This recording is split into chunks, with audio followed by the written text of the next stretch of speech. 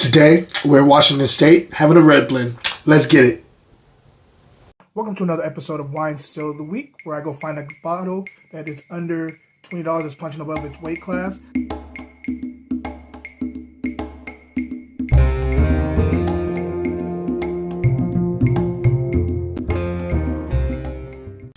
Hey, what up, y'all? It's Friday. Thank God we made it to another one. I cannot wait to get into this wine with you. Before I do, I want to let you know it is Wine Week on the Grapes and Sand newsletter, so please go subscribe. I got a lot of stuff coming your way, and I'll get into that a little bit more at the end of this episode, so stay tuned for that. But I got a lot of stuff coming your way, guys. And also, on the newsletter, if you subscribe to it, you'll get discount codes. I have a huge discount going on all my wino and black wino stuff at 15% off of everything, all hats and stuff. So I'll talk about it a little bit more at the end of this, but let's get into the wine. Today we are in Columbia Valley. We're having red wine. This is the 2020 Requiem Red Blend. Hope you guys can see that. And this is a blend of 50% Syrah, 50% Merlot. So one thing I'm starting to find out with Washington State is they do a lot of great Bordeaux grapes and blends very well, and I've known this for years. But one thing I'm also learning is that their red wine blends are pretty amazing. Like, they put grapes together, and you really can see the craftsmanship of some of these winemakers, like the level of skill of some of these winemakers, because they're able to blend a lot of grapes that I would normally not see go well together. Syrah and Merlot I see going okay together. That's not a problem, but a lot of, I've seen them do some wild blends, and I've been like, wow, this is kind of actually brilliant. So much respect to Washington State, and let's get into this one. I just opened this up about 30 minutes ago, so let's see what's going on the nose. I'm getting fleshy black cherry and black plum. Those are the two things that are jumping out of the glass at me. Fruit forward on the nose specifically. I'm getting a little bit of wet soil and black pepper, which is really interesting. I like that. It's showing a little complexity there. I dig it. I'm getting some licorice and also like a little bit of like a cardamom, like a little bit of spice here too.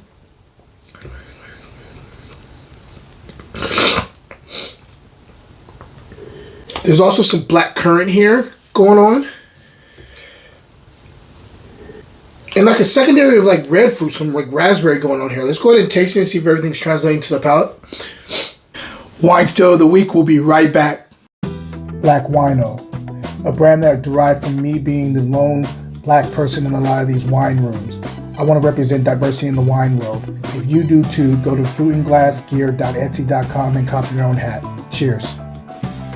Now back to the show. First of all, delicious. Second, structure. Acid is. This is low acid. Not, I would say high end of low acid, but almost getting into medium. But it's I consider this low acid here. Tannins are. It's kind of tannic, actually, to be honest with you. I'll go medium plus on tannins. Very drying effect on the outside, but that's not the tannins. This is a dry wine.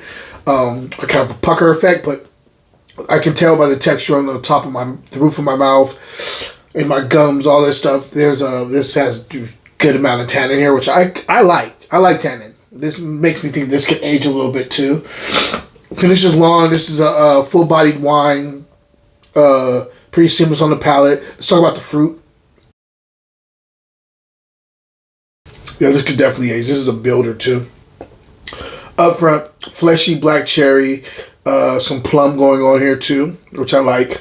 As it transitions into the mid palate, you get a little bit of a black pepper, and you also get like a little bit of an olive, like green olive going on here too.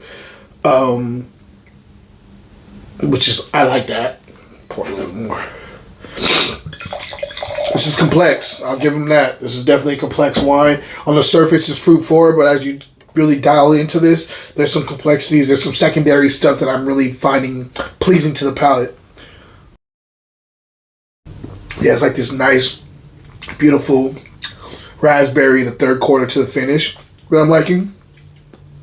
There's also a little bit of tobacco going on here too, like a little bit of cigar tobacco going on here too. On the Nicaraguan side, tobacco. Nice length on the finish.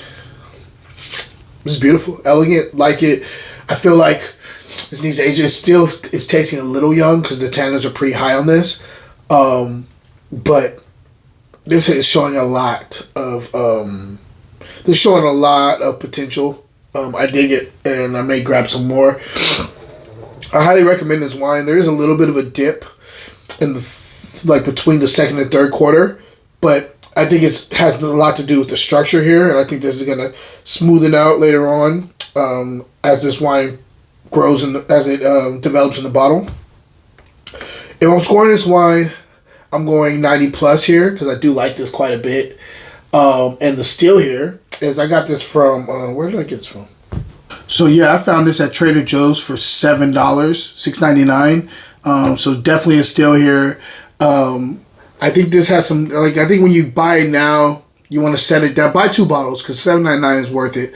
So, buy 2 bottles, one to sip on right now. It's gonna be delicious with like some steak. It's gonna be delicious with a burger and a barbecue. I think it's gonna be a nice little wine for you guys.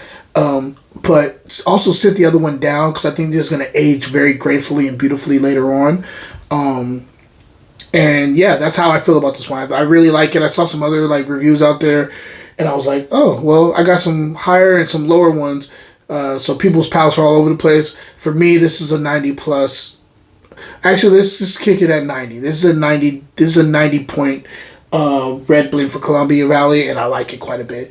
For $7.99, it's still out of Trader Joe's. Go grab it. Other than that, I gotta let you know, on the newsletter, it's Wine Week. I got a lot of stuff coming your way. I'm really excited to share with you all the stuff that I have coming your way because, I mean, I'm putting a lot into this. I don't always do this with all my projects. I have a lot of projects, and I do put a lot of myself into each project, but this is different. I'm trying to really have a central place for everything I'm doing, and so that people don't have to go all over the internet to try to find everything I'm doing. And so I just want to have a place where everybody who wants to support and wants to see me win and also get really, really good content can congregate and check out and respond and give me pointers and all that stuff. So please go check it out, my newsletter. Subscribe, please. You can do the free one or the paid one. It's only $5 a month. If you do $5 a month, that's great, month to month. But if you want to pay the year outright instead of the $60, actually drop down to $50 for a whole year if you want to pay that outright. And other than that, guys, question of the day: what is your favorite blend of all time? Red blend of all time. A lot of people I know like blends. You really get to see the mastery of the winemaker with blends. I'm curious though. What is your favorite red blend of all time? Please put the name of the label in the comment section so I can go find it and review it. Guys, until next time, cheers.